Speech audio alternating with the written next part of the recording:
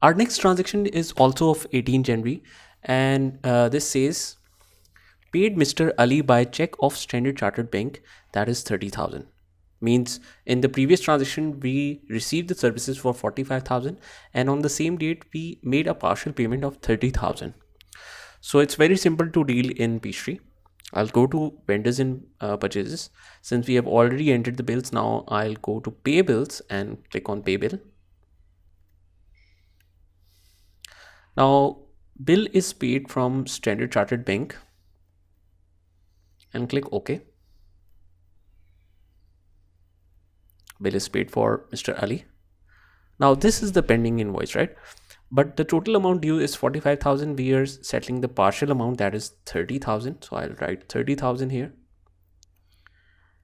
And date is 18th January. I'll make it 18th. Mention any check number you want. And Standard Chartered Bank is already selected. You can just copy and paste the description here.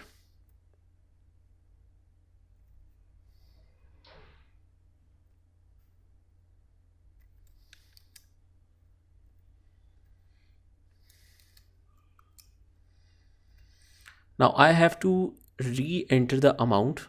That's because when you change the date, the amount written automatically cancels. So 30,000.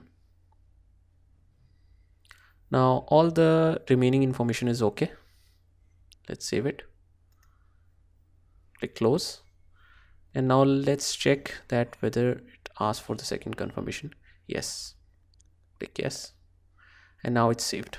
Now if you want to go back and check the journal entry effect, just go back and check this. 30,000 is paid from Standard Chartered Bank, so it is credit, and debit is accounts payable. So that's how we pay for the services in PeachTree.